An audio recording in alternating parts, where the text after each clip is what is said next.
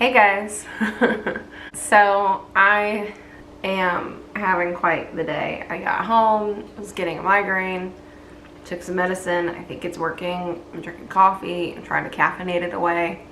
Then when I set up my camera, I slammed my kneecap into the corner of the table leg. So my leg is currently propped up underneath the camera, icing it to make sure it doesn't blow up like a fucking balloon.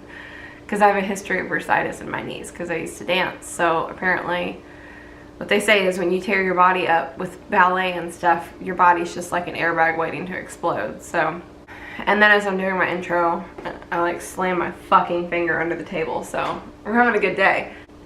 Anywho, I have to give a special shout out because this video was requested by Weird Dogs. He requested this about a week ago now, and it's taken me a while to gather all the information about it. The topic we're going to be discussing today is known as the Sasebo Slashing. This happened in Sasebo, Japan. Sasebo in the Nagasaki prefecture. This does involve kids, like 12, 11-year-olds, so pre-warning for that. It is known as the Sasebo Slashing because it happened in Sasebo, Japan, and what occurred is not exactly that well known. There's not many details on exactly the crime scene, and as I stated before, Japan is very protective of minors and any information regarding them, so that's not easy to get information on. This incident occurred on June 1st of 2004 when a 12-year-old Japanese schoolgirl by the name of Satomi Miturai was killed by an 11-year-old female classmate. Now, the classmate who did the killing actually has never had her name released in police information. She is referred to in the police reports and basically anywhere else as Girl A. Now, you may have seen her before on the internet, especially if you are into memes and you're on like 4chan or Reddit or anything like that. She's also known as Nevada-tan, and the reason for that is because the only picture that anyone knows of her, I guess, is a picture of her wearing a sweatshirt from the University of Nevada. And tan is like chan. If you hear people say that in Japanese, it's an honorific. It's sort of like saying ma'am or sir to an adult, or like a cute way of addressing a kid, like, oh, that's such a cute little chibi, whatever. I don't know how to explain it. But so a child's name may be followed by tan. It's just a way of calling them like cute or a child or something like that, basically. So she's been named Nevada-tan or Girl A. So the other thing about her name being released, she was accidentally mentioned on Fuji TV. Members of the internet community 2channel made public her real name on June 18th of 2004, apparently. Now, I don't know the specifics of this because anything that was spoken of was kind of spoken of in Japanese. Anything that was mentioned about it in English is just saying that she was mentioned. However, apparently the way they found her name was through photo search, but this is 2004, so it's not like we had like Google image search.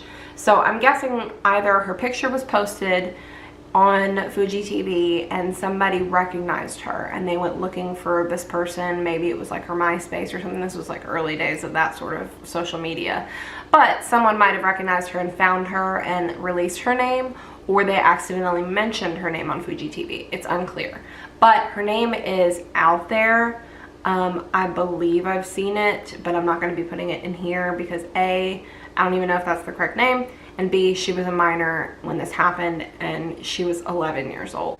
I am not about like throwing, no matter how terrible a crime is, I mean, doing something like this at 11 years old, obviously, there are some much deeper seated issues, so I'm not going to go throwing some child under the bus from the other side of the world, really. So this happened during the girls' lunch period. They were both in an empty classroom. In Japan, most of the time people eat lunch in the class. You take a break from class, you clean up together, you eat, you clean up after lunch. A lot of times you serve each other lunch, or you'll just have the bento box that you bring with you. So most of the kids were in their class eating lunch. It wasn't like they went to a lunchroom and back. The teacher happened to notice that they were both missing, I guess, right around the time that Girl A came back into the classroom. So the teacher went looking for the other girl and stumbled upon her body. So what she found was the body of the 12-year-old girl, the victim of this horrific story, and her throat and her arms had been slit with a utility knife, and she was dead.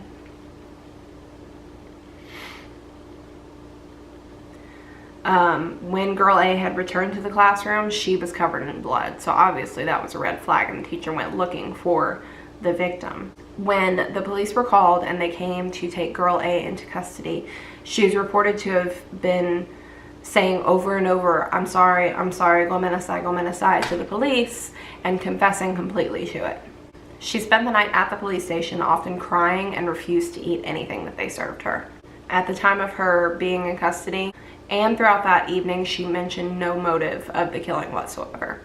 Shortly after, she confessed to the police that she and Mitarai had actually had an argument as a result of messages left on the internet. Apparently, I don't know the validity of this, but she claimed that Mitarai had slandered her publicly online, was talking crap about her basically, calling her fat and calling her a goody-goody.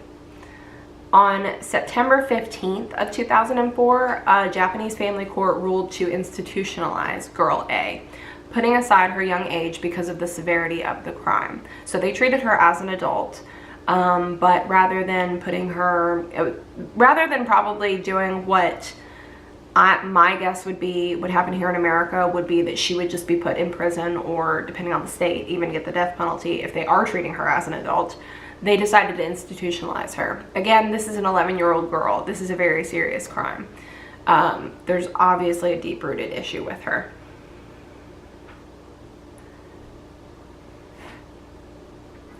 The Nagasaki family court in 2004 originally sentenced her to 2 years of involuntary commitment, but the sentence was extended by 2 years in September of 2006.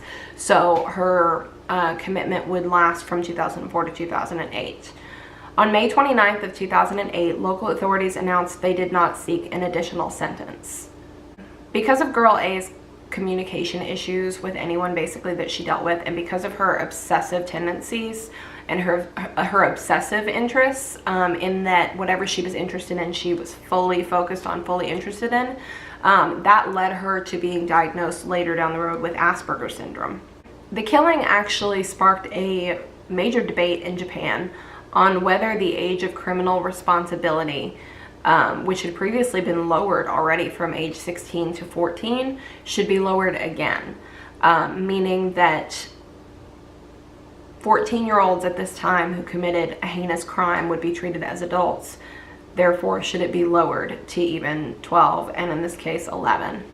Girl A was considered to be completely normal and well adjusted prior to the incident, which made the public even more anxious and more willing to sort of feed into this paranoia and thinking maybe we should lower this age. There are a lot of speculation and controversies behind what may have led to the murder, one of which being the game brain theory. This case has actually been cited in many arguments for the theory of game brain, basically meaning that when you play violent video games, Call of Duty, or anything like first-person shooter games, whatever, it could lead to this sort of behavior. So this case has been cited in that, but ultimately, I mean, game brain theory is more criticized than anything. It's more of a superstition. I don't have the statistics in front of me, but most everybody who plays video games, including first-person shooter games, do not commit these crimes. It does not lead to crimes. Although it does make me want to quote Scream in saying that horror movies don't create, what is it? Horror movies don't create psychos. Horror movies only make psychos more creative. That's a whole other story. A part of the reason that this was cited is because Girl A was actually a major fan of the death-themed Flash animation Red Room, and she was a huge fan of the novel and film adaptation of Battle Royale. Now, if you've never seen Battle Royale, The Hunger Games is basically a really tame version of Battle Royale. I've seen the film. It's amazing. It's very gory. But it's basically a death trap between kids where they all have to kill each other, and it gets very, very gruesome. So she was a huge fan of this film, and a lot of people speculate that the game brain theory, or maybe even just her obsession with it, led her to want to kill somebody. The release of the DVD of Battle Royale was actually scheduled for June 9th of 2004, and because of these killings, it was postponed for release. On March 18th of 2005, Okubo Elementary graduation students were given a graduation album with a blank page in honor of Mitarai's death, on which they could put a picture of Mitarai, girl A, or class pictures containing both girls, which I think is very smart. It was a really cool way of them to honor the death and the loss of, you know, two girls, regardless of the fact that girl A did commit a heinous crime. And I'm not defending that at all. She was still a child surrounded by other children. And I mean, that's hard for these kids to cope with. And there were a lot of people who were probably really good friends with girl A too, and they completely lost a friend because of this. So it was just a really neat way to let the girls and let the kids in the school, you know, figure out their own way to cope with it and their own way to pay tribute to Mitarai and girl A. Mitarai was posthumously awarded a graduation certificate, which her father accepted on her behalf. Girl A was also awarded a certificate, as one is required in Japan in order to enter junior high school, and the school believed it would aid in her reintegration into society, which I think is really smart, because regardless of the terrible choices that some people make in order to get them into prison, the point of a prison system is to reform.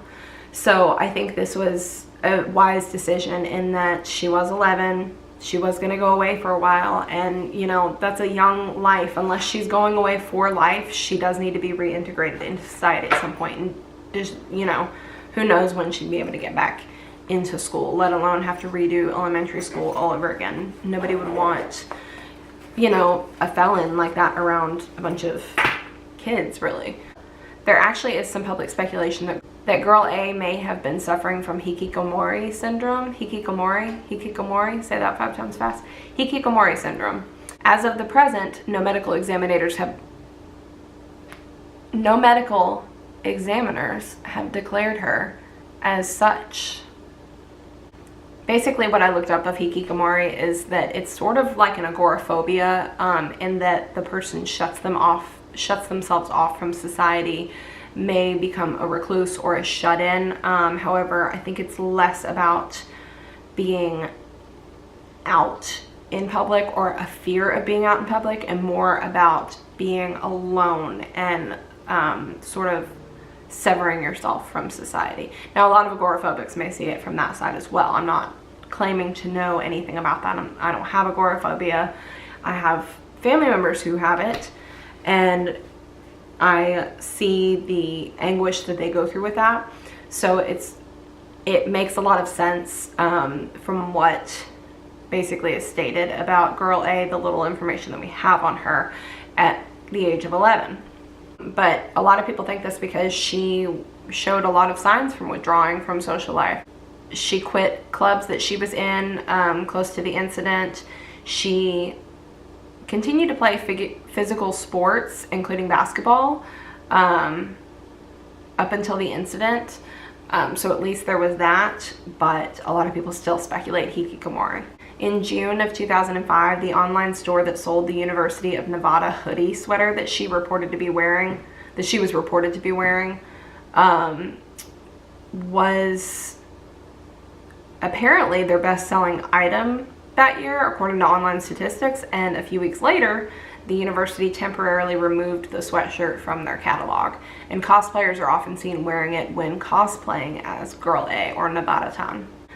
The Nevada-tan character is often depicted with short brown hair, the trademark pullover, and a crazed, murderous smile. She is rarely seen without a box cutter or other sharp implement nearby.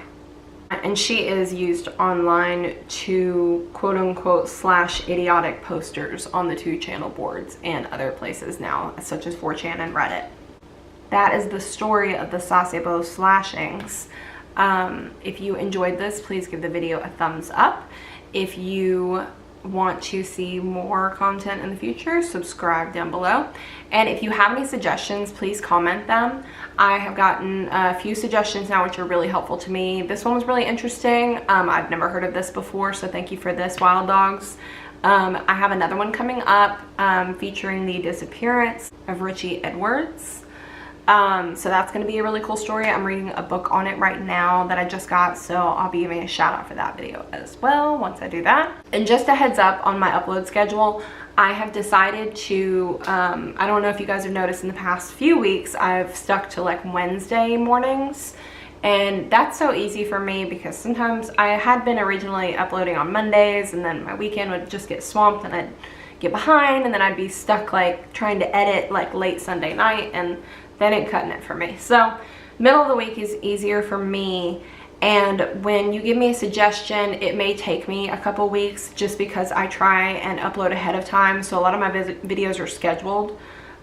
Therefore, when you give me a suggestion, it'll probably be 2 weeks, 3 weeks before you see it, but I am doing it. I read all of the comments. I am going to do every suggestion that I get, as long as I can keep up with it, as long as I don't get like too out of control or too much at once. But so far, like, you know, I've only gotten a few, so happy to do them. Love doing them. Love reading these new stories I haven't heard anything about, so I appreciate that. But please don't think that I'm ignoring you or not doing something if it doesn't get up right away. It takes a while to do all the research. I want them to be as accurate as possible. I don't want them to be a complete reading of just a Wikipedia page. And if I have to request a police report, those can take a while too, which I do often request police reports. I have 2 other videos, true crime stories. I don't even remember what they are off the top of my head, but I've already requested the police reports for them and I haven't heard anything back yet, so it takes a while. So yeah, thank you guys so much for watching. Thank you guys for subscribing. Thank you to those of you who have commented asking other people to subscribe and, you know, who have left me really nice comments. I really appreciate it. I read all of your comments. I try and respond to everybody. And this page is growing slowly but surely, and I figure if I keep uploading on a consistent schedule, maybe the YouTube algorithm will be happy with me and pick me up, because I'd like to hear more people's suggestions. Even if it's not true crime, if there's just something you want me to talk about or do a story on, I'm happy to do so. Just comment it below. And if you didn't like this video or you don't like me, leave me a hate comment, because I like those too. So thank you guys for watching, and I'll see you guys next week. Bye.